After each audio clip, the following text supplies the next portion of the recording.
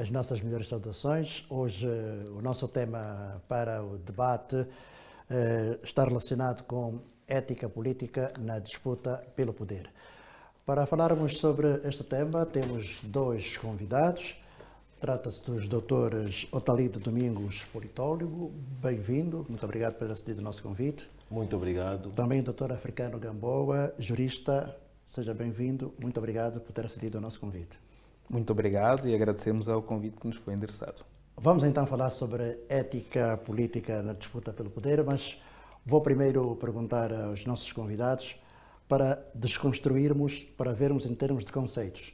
O que é que podemos entender por ética e o que é que podemos entender por política? Ética é o conjunto, não é, Na verdade, a abordagem sobre ética é concebida como a filosofia da moral, né? Tradicionalmente tem sido essa abordagem. Portanto, é a reflexão sobre o conjunto de valores, de princípios, de preceitos, normas morais que regem uma comunidade, né, os indivíduos. E, neste sentido, é preciso nós, numa correlação com a temática da política, esmiuçarmos que, durante muito tempo, a abordagem sobre a ética estava entrelaçada à abordagem sobre a política. Sócrates foi o primeiro filósofo a tratar do assunto, mas existem outras abordagens de Aristóteles na obra Ética Nicômaco, Maquiavel mais tarde. E um dos fundamentos que nós podemos compreender, né, desta discussão é que na política, né, existe uma ética própria que deve estar, sobretudo, para a garantia dos objetivos teleológicos do Estado. E quais são esses objetivos? A segurança, o bem-estar e a justiça. Portanto, o político, o indivíduo que representa o Estado através de um partido político, através de uma função na Assembleia Nacional, por exemplo, ou uma outra pessoa que tenha alguma função representativa do poder do Estado, por exemplo, na magistratura ou na justiça, deve cingir-se em garantir a prossecução dos objetivos teleológicos. A política é uma atividade que tem como objetivo a garantia desses objetivos teleológicos. Por isso é que a ética, né, estando ligada à política, deve cumprir esse desiderato. Doutor Gamboa, qual é a sua percepção em relação a isso? Muito obrigado. Sem descurar daquilo que foi dito e subscrevendo, obviamente, a análise que acabamos de ouvir, permitam-me apresentar noutra perspectiva. Gosto de olhar para a ética como um critério de valoração, um critério para aferição de conformação. Os nossos comportamentos podem estar conforme ou não os nossos usos e costumes, a nossa moral, como disse bem aqui o doutor. Então, por vezes, eu gosto de me posicionar assim e olho para a ética como um critério. A nossa conduta será mais ou menos ética conforme ela se coadune melhor ou pior com aquilo que é a moral da comunidade, os usos e costumes, por um lado, mas também com aquilo que é a praxe própria daquela atividade ou daquele setor. Então, quando alguém diz o seu comportamento não é ético, eu entendo que ele não viola uma norma de uma ordem específica, mas esta crítica representa uma análise no sentido da desconformidade entre esta conduta e aquela moral da sociedade no geral, por um lado, e a praxe daquela atividade ou daquele setor, por outro. Então, gosto de olhar para isto assim e, neste sentido, como também já dizia aqui o doutor, a política não é exceção. Está sujeita, a atividade política, à semelhança de quaisquer outras atividades, estará sujeita então a este escrutínio, a este critério de valoração e conformação do exercício daquela atividade, do exercício daqueles direitos, porque também se exercem direitos ao fazer política, não é? Nós temos o direito de o fazer, o exercício destes direitos e aquilo que é, por um lado, a moral coletiva daquela comunidade e, por outro lado, a praxe, aquilo que é o próprio do exercício daquela atividade. Quando o comportamento mesmo que no exercício de direitos se desvirtue desta moral e daquela praxe, nós teremos aí uma conduta pouco ética, cujas consequências depois vamos abordar ao longo da nossa conversa. Ok, vamos agora entrar para o tema, ética política na disputa de poder, no contexto angolano. Qual é o enquadramento, qual é a visão que os nossos convidados têm em relação a isso? Estarão os nossos políticos a defender, a respeitar os princípios éticos ou não? Doutor António. Uma comunidade política portanto, uma comunidade que abrange vários atores, né? E é guiada com base naquilo que a Pippa Norris e também o David Easton chamam o regime político, ou seja, os princípios, as instituições, as normas. E estes regimes políticos têm o que os autores costumam chamar de rendimentos, né? Ou seja, são os limites. E são, portanto, aqueles que nós estamos aqui a tratar. São os limites éticos. E no caso angolano, nós temos, obviamente, na atuação política, o cumprimento ou uma atuação que cinge-se na ética, mas a questão é que tipo de ética é que tem guiado os nossos atores políticos. Porque o que nós verificamos é que, em muitas circunstâncias, certos atores políticos são guiados com base numa ética que não favorece o bem-estar da coletividade, né, da comunidade política. E uma comunidade política tem, portanto, o seu referente. E é esta a grande questão. O Max Weber, quando escreveu a obra Ciência e Política, Duas Vocações, ele destacou dois tipos de ética. A ética da responsabilidade e a ética da convicção. A da responsabilidade é aquela que ele defende que os políticos devem guiar-se, né, que é a que coloca os fins teleológicos em frente ou acima das convicções individuais, pessoais, sobretudo quando essas convicções podem representar uma ameaça à estabilidade dessa comunidade política. No caso angolano, nós temos atualmente um presidente que tem se empenhado muito para que Angola seja um país melhor, para que nós tenhamos um Estado mais democrático e de direito, para que nós tenhamos uma maior participação, maior inclusão, que Angola seja um país mais desenvolvido, mas em contrapartida a este desempenho do nosso presidente, temos uma oposição que infelizmente não tem sido guiada com base no que nós precisamos de uma verdadeira oposição, uma oposição de consenso que busca fazer a sua parte para ajudar Angola a avançar. Por isso eu diria que a nossa oposição e determinados líderes da oposição, para ser mais específico, agem segundo uma ética da subversão, muitas vezes, segundo uma ética que visa prejudicar Angola, uma ética que, portanto, não agrega nada aos objetivos teleológicos e compromete-nos como país, compromete a nossa segurança nacional, compromete o nosso interesse nacional. Dr. Gamboa, na disputa política, o respeito pelas diferenças deve ser algo que deve ser tido em conta. Qual é o enquadramento jurídico que se pode fazer em relação a essa matéria?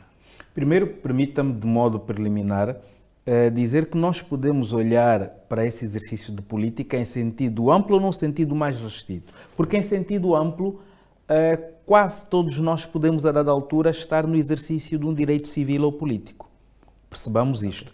Mas, em sentido restrito, e percebo que a questão seja direcionada para aí, referimos-nos àqueles que nós socialmente identificamos como políticos propriamente ditos. Porque é preciso traçar aqui uma linha, quem é o político, não é? Nós falamos, às vezes, dos partidos, e quem não pertence a um partido não é político, não faz política.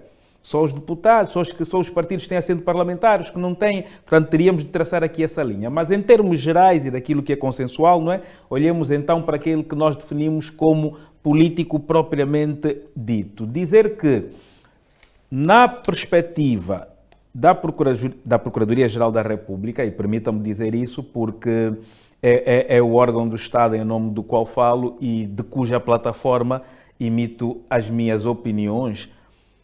O político é, antes de tudo, um cidadão. Portanto, se nós percebermos isto, quer o político, quer os órgãos e cidadãos que o rodeiam, hão de entender os limites a que está sujeito. É um cidadão. Ao exercer a política, ao exercer aquela atividade política, está a exercer direitos seus. Não está a fazer nada de extraordinário, está a exercer direitos que eu podia exercer também, que qualquer um de nós aqui também podia exercer. Então, resolveu exercer esses direitos. Cabe-lhe esta prerrogativa. Agora, todos nós, em relação a quaisquer direitos que queiramos exercer, estamos sujeitos às mesmas limitações. Não é? A mesma Constituição que nos confere a prerrogativa de exercício destes direitos nos impõe como limite, não é, o respeito por outros direitos e o cumprimento de determinados deveres. Esta é a base. E é preciso percebermos que o estatuto de político não me isenta desta base. Eu sou político, eu represento isto e aquilo. Com certeza. Mas, ainda assim, não deixa de ser um cidadão. No exercício da sua atividade, você está a exercer direitos que a Constituição lhe confere e, como tal, você está sujeito a deveres que a Constituição também lhe impõe. Esta é a plataforma de base. E, nesta perspectiva, também se estende, obviamente, a quem faça da política ou do exercício de direitos políticos a sua profissão ou a sua ocupação principal, dizia também se estende a estas pessoas o escrutínio da ética, pois que no exercício destes direitos poderá ter comportamentos mais ou menos éticos, sendo que alguns destes comportamentos pouco éticos poderão ter enquadramento legal. Percebamos, quando digo enquadramento legal, refiro-me ao direito, às nossas normas. Nós somos um Estado de direito. Pois bem, o direito não regula todos os aspectos da sociedade, certo? Não regula todos os aspectos da sociedade. Passei por si e nem lhe disse bom dia. Moralmente, se calhar, não é correto, mas o direito não se vai ocupar disto. Está a ver? Há uma reprovação moral, no entanto, o direito não se ocupa disso. Não há uma sanção jurídica por não lhe ter dito bom dia. No entanto, há comportamentos pouco éticos que, sendo reprováveis do ponto de vista moral, o são também do ponto de vista jurídico. E aqui já mergulhamos no campo das consequências que o Estado, com o seu poder de império, impõe aos cidadãos que violem as suas normas. Então, o político, no exercício da sua atividade, tem de ter presente estas balizas legais que norteiam o nosso Estado enquanto Estado democrático e de direito, essencialmente aqui sublinhar o aspecto do Estado de direito, porque o nosso Estado subordina-se à Constituição e às leis. Vejamos bem, o Estado, nós enquanto Estado subordinamos a Constituição e a lei. Então, ninguém está fora deste universo de obediência, de seguimento da Constituição, de obediência às leis, de prerrogativas de exercício de direitos, por um lado, e obrigação de cumprimento de deveres, por outro. Então, o político não é diferente, o político não está numa situação especial, nem para o bem, nem para o mal. O político é aquele que tem de ter consciência da forma como exerce os seus direitos, para que, neste exercício, não resvale para a violação dos seus deveres. É assim para o político, é assim para todos nós, no exercício de quaisquer outras atividades, de quaisquer outros direitos que nos assistam. Vamos abrir o debate para os dois. Vou colocar uma questão. Aqueles que defendem que vale tudo quando o assunto é o alcance pelo poder, estaremos ou não a violar princípios éticos? Ou seja, eu, enquanto líder, enquanto político, posso ou não até ultrajar a figura de quem dirige só porque quer atingir o poder? Não vale tudo. Numa comunidade política... Não são favoráveis de que este princípio de vale tudo seja algo a se ter em conta quando o assunto é atingir o poder? Bom, pode até haver uma explicação ética para isto, mas não é uma ética que seja considerada a ética da responsabilidade ou uma ética que seja favorável à coletividade. Porque o alcance do poder numa comunidade política como a nossa, que posiciona-se como democrática e de direito, melhor, deve seguir, nomeadamente, as regras da luta ou da disputa partidária democrática. Existem as eleições que devem legitimar o alcance e que devem nortear, e existe uma Constituição que deve nortear a luta ou a disputa política. Por isso não podemos assegurar essa possibilidade, não podemos permitir que exista sequer pessoas que entendam que é legítimo entender que o alcance do poder por meios não democráticos é algo legítimo para a realidade angolana, depois de tudo aquilo que nós vivemos. Né? Estou a falar aqui, nomeadamente, da Guerra Civil de 27 anos, a mais longa do século XXI, do século XX, melhor. Terminamos apenas em 2002, já no século XXI. Então, nós temos aqui um percurso, um processo histórico muito específico que aumenta as nossas responsabilidades como um Estado e também aumenta as responsabilidades políticas das autoridades políticas. E nós temos estado a acompanhar com muita preocupação o discurso de determinados líderes políticos que entendem, que animam também esse tipo de narrativas, que é legítimo, que faz parte da disputa pelo poder, o alcance por vias não democráticas, como o golpe de Estado, como a rebelião, que são condenáveis, que são alvo de sanções, inclusive, ou abordagens negativas do ponto de vista teórico e internacional. E por isso é algo reprovável, né?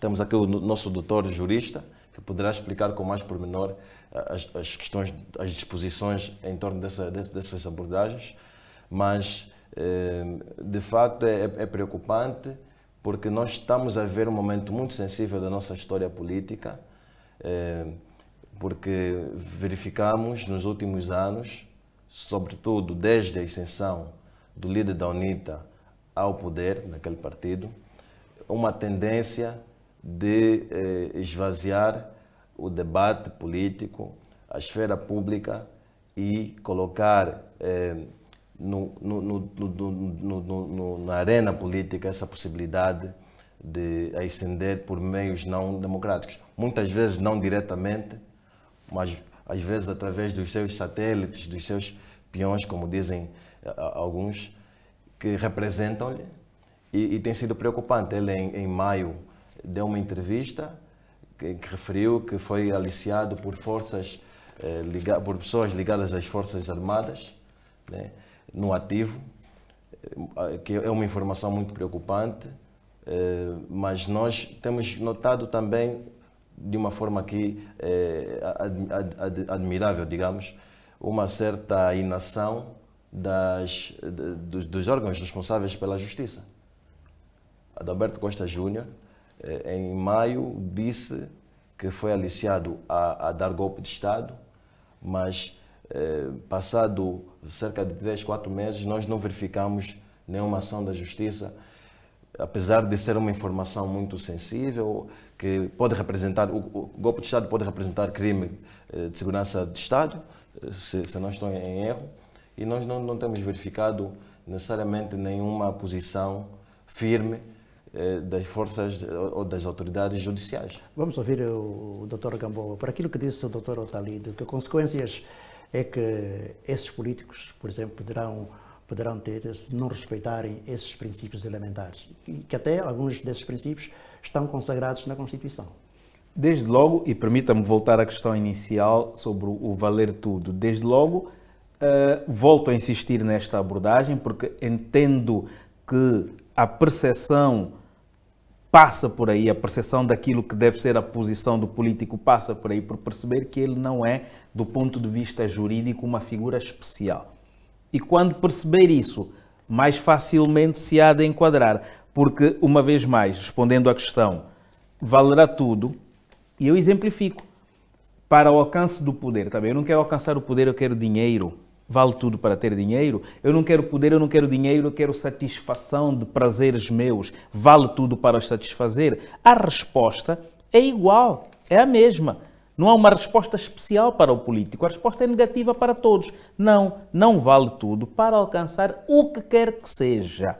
O político não se pode sentir especial e não pode achar que há um regime especial para si. Não, está sujeito ao mesmo regime que há para todos nós. Não vale tudo para alcançar determinada posição política ou determinada posição no aparelho do Estado, conforme não vale tudo para alcançar dinheiro, não vale tudo para a satisfação dos nossos prazeres, enfim, não vale tudo para coisa alguma.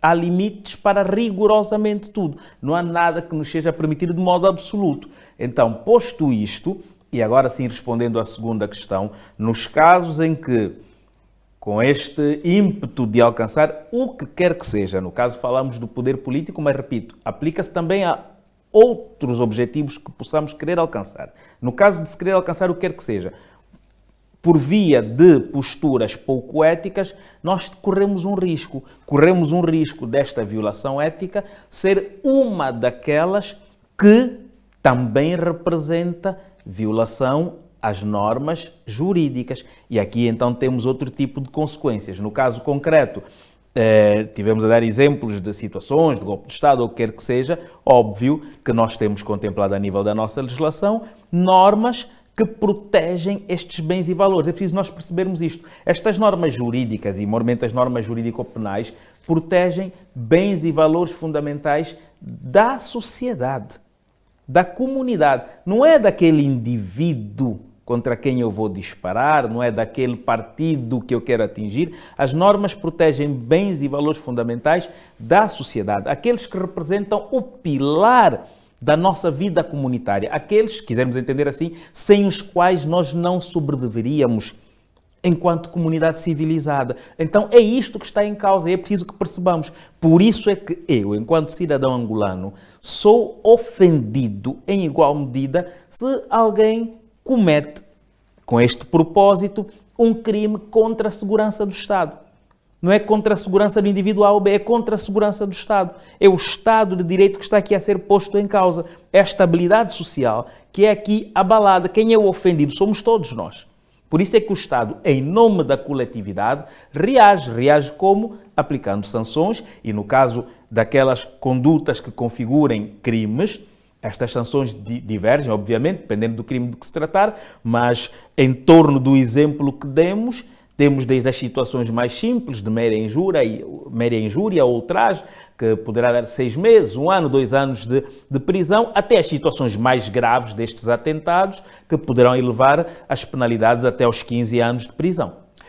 Vamos olhar um pouco para outras latitudes, vamos olhar um pouco para outras democracias, onde também assistimos a esse confronto quando a questão é o alcance do poder. Exemplo de Portugal, por exemplo, alguns países africanos, onde também já assistimos a lutas, digamos assim, nos parlamentos. Esse tipo de atitude configura o político sem ética? Qual é a vossa visão?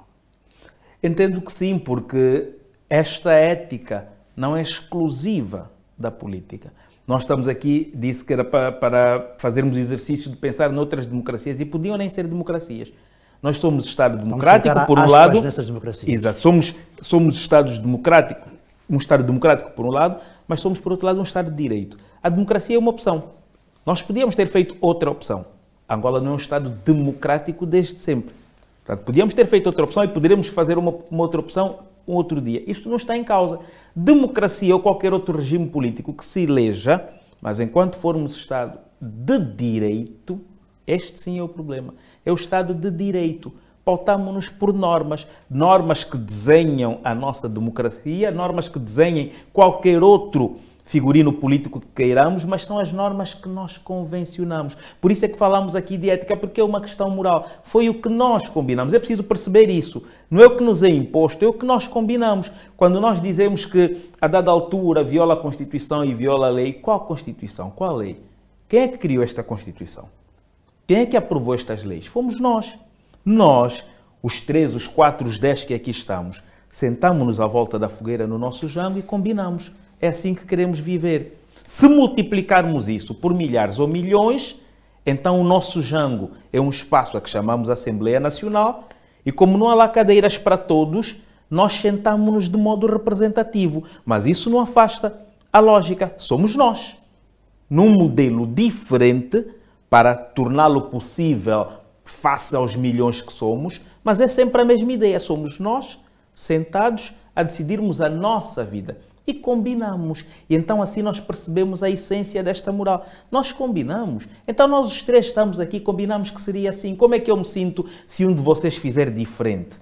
Está a ver? Como é que eu me sinto? Como é que fica a nossa convivência se afinal eu contando que os senhores vão de fazer aquilo que combinamos os três e os senhores põem-se a fazer diferente? Então agora eu também já não faço o combinado e agora eu reajo ao que vocês fizerem. Como é que fica a nossa convivência? É igual. Eu estou a exemplificar com 3 pessoas, podia exemplificar com 30, podia exemplificar com 30 mil, podia exemplificar com 3 mil, podia exemplificar com 30 milhões. E teríamos uma nação. É exatamente a mesma lógica. Nós combinamos e para que não tenhamos fraca memória, registámo-lo, escrevemo-lo onde? Nas nossas leis. Então está lá escrito como é que nós queremos viver. Aquilo que nós convencionamos é um pacto social. Foi o pacto que nós fizemos. O seu comportamento é antiético na medida em que viola o pacto. E este pacto foi celebrado entre quem? Entre todos nós. Então quem é o ofendido dessa violação? Todos os outros. Você com este comportamento antiético viola este pacto. Você viola o nosso acordo. Então é disto que se trata. É assim para os cidadãos normais, é assim para o político. Exercício de política, sim. Exercício de direitos civis e políticos, sim. Mas nós combinamos e concertamos como é que isto deve ser feito, por um lado. E por outro lado, quer a Constituição, quer as outras leis, não se limitam aos direitos civis e políticos. Então, outros, você vai exercer seu direito político, está bem, mas também lá há direitos que têm que ver com a minha dignidade enquanto pessoa, têm que ver com a honra, têm que ver com a nossa estabilidade enquanto Estado. Não justificaremos que você, no exercício de direitos políticos, viole a minha honra, a minha dignidade enquanto pessoa, ponha em causa o nosso Estado, que não é só seu. Então, é nesta perspectiva que, quer aqui, quer noutras latitudes em que queiramos comparar, quaisquer comportamentos que violem este pacto social, que desvirtuem aquilo que foi o acordo coletivo, merecem reação do Estado na medida em que se revelem de alguma gravidade. Doutor Otalide, que é jovem, é politólogo, como é que vê o comportamento da juventude, por um lado, e o comportamento da sociedade em geral, em relação à violação destes princípios éticos, quando a questão é o confronto de ideias para a tomada de poder? Falando como jovem primeiro, acho que a juventude hoje está muito mais interessada na política, acompanha com pormenor o desenrolar dos acontecimentos, mas preocupa-me que exista no seio da juventude uma tendência da radicalização dos discursos, né, em função do que, nomeadamente, as autoridades políticas têm, em muitas circunstâncias, promovido, algumas autoridades políticas têm promovido como narrativa política e que tem sido adotada, tem sido acolhida por um certo segmento grande da juventude. Por isso estou preocupado, mas obviamente que existem jovens, existem muitos jovens que não seguem essa tendência e que estão a fazer a sua parte para poder promover, para poder fortalecer o discurso do consenso, o discurso que realmente agrega valores que nós precisamos como sociedade. Agora, falando como politólogo, não é? Eu acho que a sociedade angolana, como muito bem descreveu o Dr. Gamboa, assumiu vários compromissos.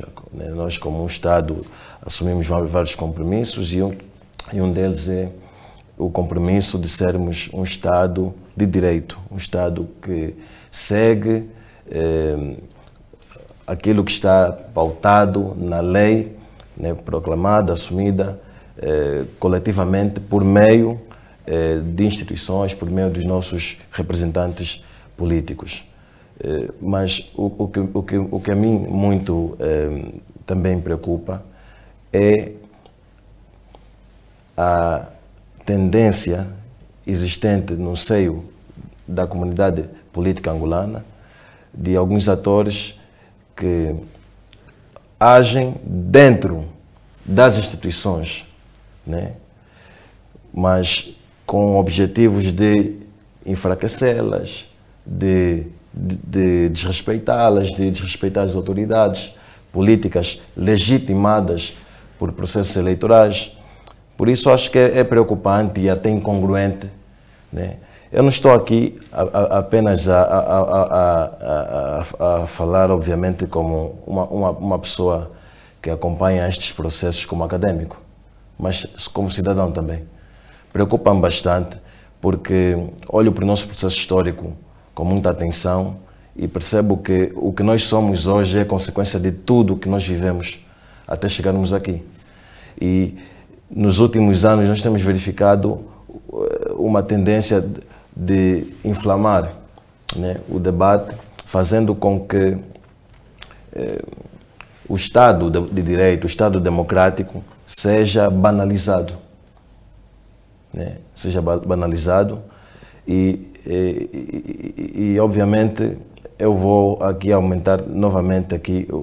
Bom, o Dr. Gamboa está a referir com frequência que as questões éticas dizem respeito a todos nós, mas as autoridades políticas numa comunidade política têm responsabilidades acrescidas e é importante destacar isso, porque o que uma autoridade política diz, né, ou decide tem um impacto diferente de um cidadão comum. Claro. Por isso é que o Max Weber, né, voltando aqui mais uma vez à teoria, referia que a ética primordial no exercício das atividades ou do poder político deve ser a ética da responsabilidade. Porque existem convicções pessoais que podem não estar de acordo com o que é necessário para o interesse coletivo.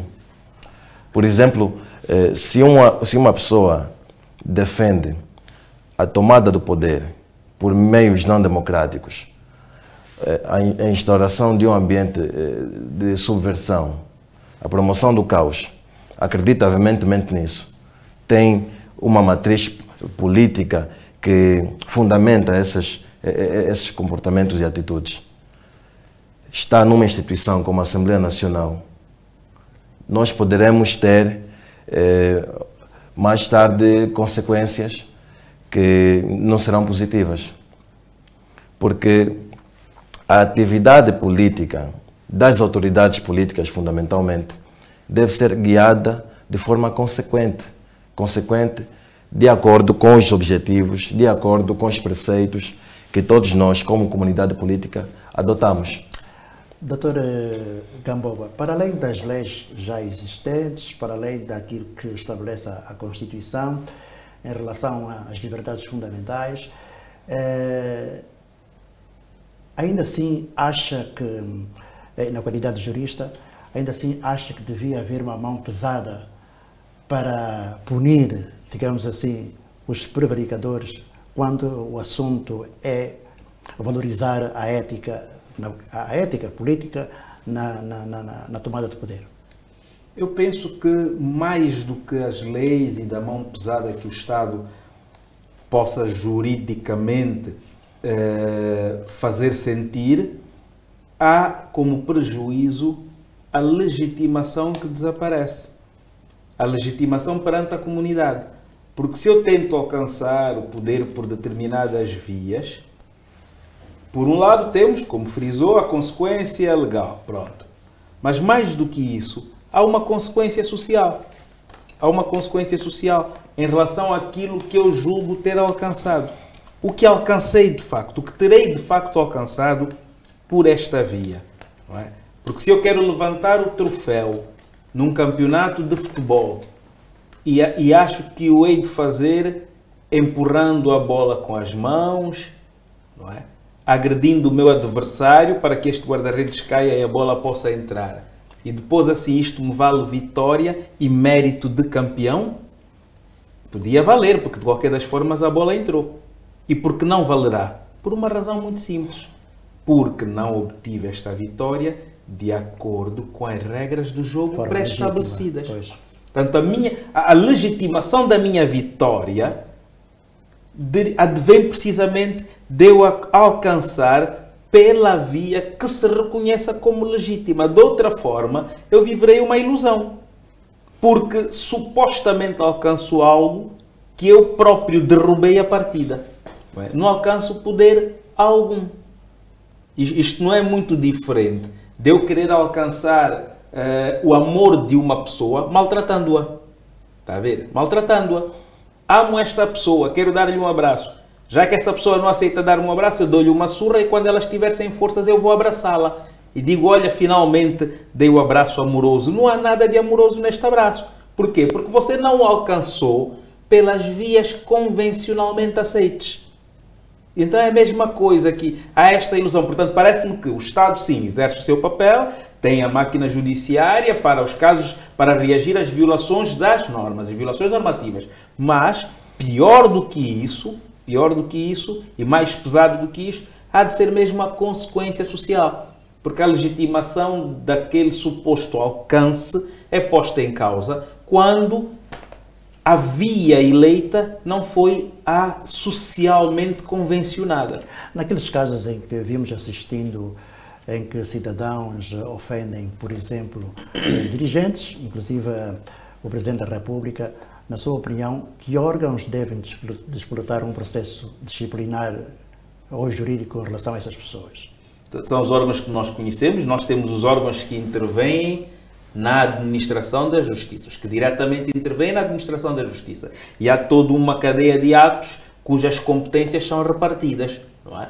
Há quem tenha competência para receber denúncias, no caso a Polícia Nacional, Serviço de Investigação Criminal, enfim, a própria Procuradoria-Geral da República. Depois, dependendo do teor das denúncias ou dos factos que cheguem ao conhecimento destas autoridades, há um processo que se abre e então existe a autoridade competente para dirigir a instrução deste processo e existem os órgãos que auxiliam esta autoridade judiciária nesta direção e, finalmente, dependendo do que se apurar nesta instrução, poderá eventualmente haver introdução disso em juízo, onde haverão também as autoridades intervenientes e os órgãos essenciais da administração da justiça que hão de intervir nesta fase final para se chegar a uma decisão do Estado que poderá ser ou não no sentido da aplicação de uma sanção a este indivíduo prevaricador. Portanto, nós temos este figurino montado, não é, para essas situações em que hajam estas violações. Doutora Odalide, aqui uma frase de Platão. Ele diz que a política é uma arte para a qual nem todos os homens estão aptos. Concorda com esta frase de Platão? Sim, concordo. Isso adapta-se à nossa realidade. Exatamente. A política é uma atividade para a qual nem todos estão aptos, porque nem todos têm vocação para a atividade política. Ou seja, nem todos têm capacidades, nem todos têm os referentes necessários, no caso os referentes éticos, para poderem, no quadro da ação política, ajudar o Estado a atingir os objetivos teleológicos, né? Aqueles que determinam a sua existência. Com efeito, eu quero dizer que é preciso haver coerência, é preciso haver inteligência, porque nós, quando estamos comprometidos com alguma função, com alguma atividade ou prática política, devemos estar conscientes de que representamos interesses e esses interesses devem estar alinhados com os interesses nacionais. Portanto, tudo aquilo que não coaduna, que não está alinhado com os interesses nacionais, os interesses supremos, que estão acima das disputas partidárias, nós devemos evitar, nós devemos condenar. Mas, falando da realidade angolana, nós temos acompanhado muitos atores políticos, muitas autoridades políticas ligadas nomeadamente à UNITA, têm tido a dificuldade de posicionar-se como políticos vocacionados para o papel que devem desempenhar, que é um papel com responsabilidades acrescidas, que é um papel que representa interesses dos seus eleitores, né? Representa interesses de muitos simpatizantes que querem uma UNITA diferente, mas é comprometedor porque, obviamente, constrange os nossos objetivos como Estado democrático e de direito. Eu estava a acompanhar um debate nas redes sociais e destaquei um comentário dirigido a um deputado da UNITA que há alguns anos era ativista político, entre aspas, e alguém disse-lhe o seguinte: quando tu eras ativista, defendias que as eleições para a UNITA não era algo que devia ser seguido, ou seja, a UNITA não devia participar nas eleições, não devia atuar no quadro do jogo democrático. Era algo inútil e que devia, juntamente com o povo, não sei qual povo ele se refere, promover a rebelião, a insubordinação e tomar o poder por vias não democráticas. E agora, qual é a tua posição, estando na Assembleia Nacional?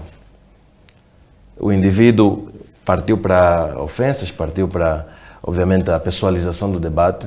Isso para dizer que nós temos, nesse momento, autoridades políticas, pessoas que estão ligadas às instituições políticas, como a Assembleia Nacional, que não estão comprometidas em seguir os marcos que nós estabelecemos na nossa comunidade política, ou seja, o nosso regime político, que é um regime político assente no Estado democrático e de direito, fundamentalmente, como enfatizou o Dr. Gamboa, no Estado de Direito.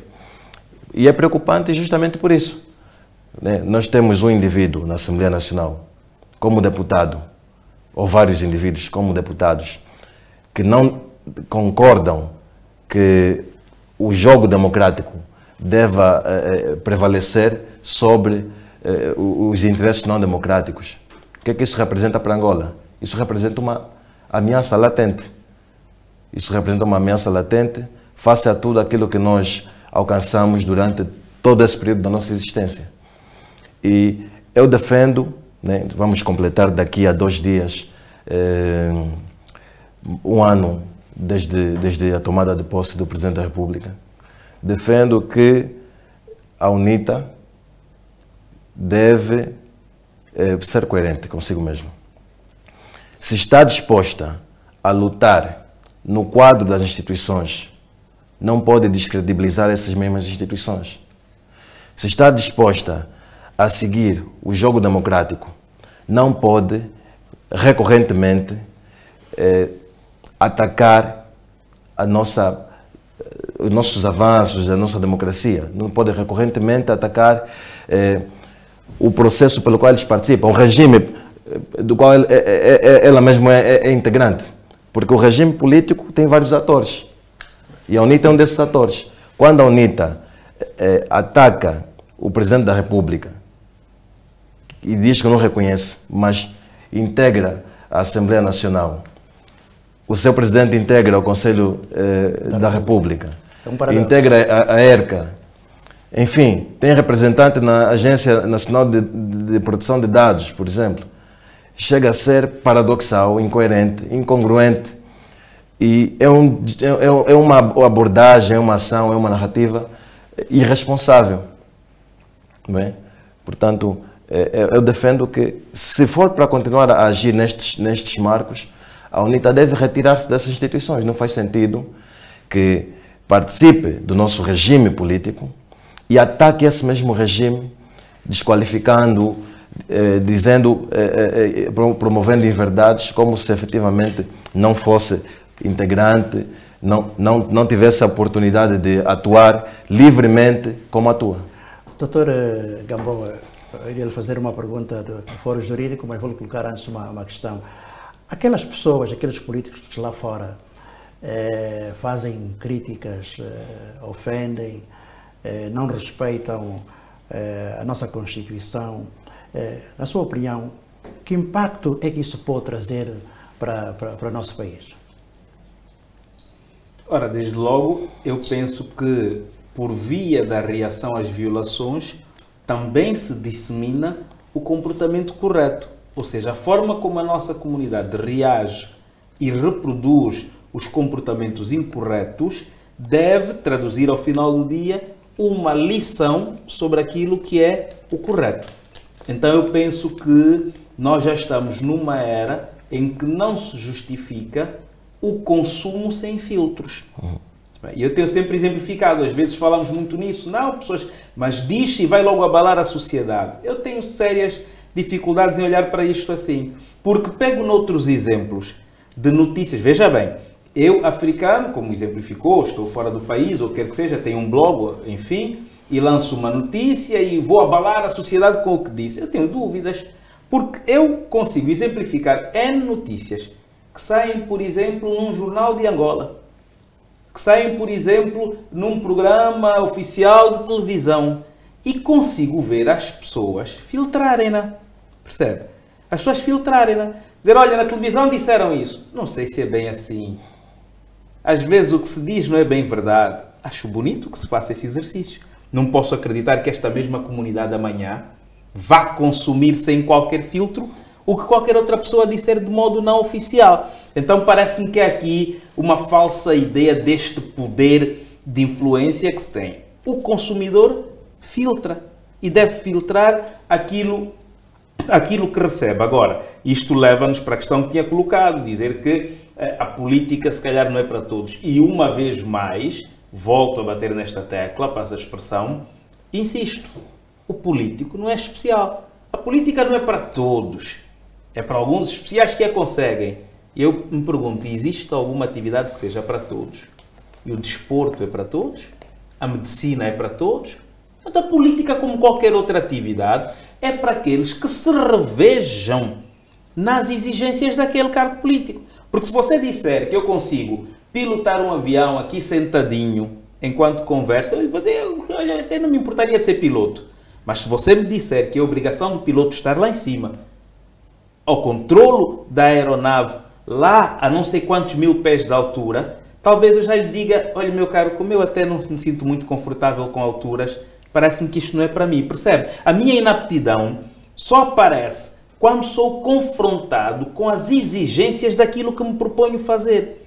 É assim com a política, é assim com tudo o resto. São as exigências ao político de que falava aqui o nosso doutor. Portanto, o que faz com que haja depois esta questão do político, um pouco ético, etc., é o facto de eu não passar pelo crivo das exigências. Você quer ser político, quer ser um líder, seja comunitário, partidário, quer que seja, então é necessário confrontar-me com isso. Olha, o que se lhe exige é isto. Falava-se há bocado nas responsabilidades acrescidas.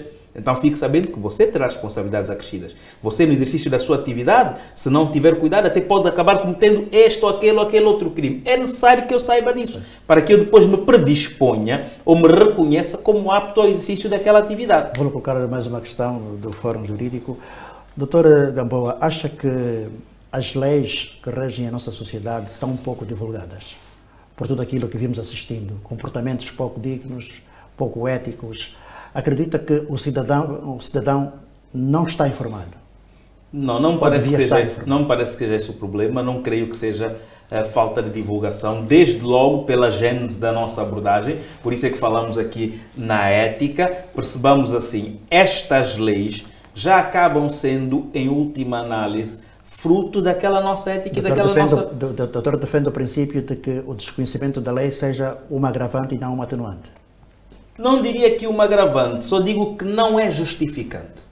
Não é justificante. Você pensa na maior parte dos crimes e há de perceber que isso não é justificante. Perceba, a nossa moral é anterior ao direito. Pois, está a ver? O cidadão ofende o Presidente da República, depois vem publicamente dizer, não, eu não sabia. Pronto. E vamos falar do cidadão que mata outra pessoa.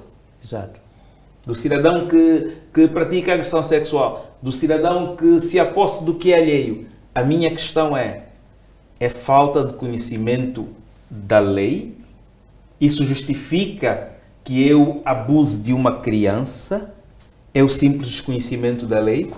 Ou estamos aqui abordando outra perspectiva enquanto ser humano, enquanto ser social? Porque a lei surge em último lugar. É reflexo do que nós pensamos, por isso é que as leis são alteradas. Primeiro surge o nosso sentimento, o nosso pensamento, e depois então vem o pacto social no sentido de converter isto em norma. A norma é posterior, por isso daí que, em regra no direito, este desconhecimento da norma jurídica não justifica.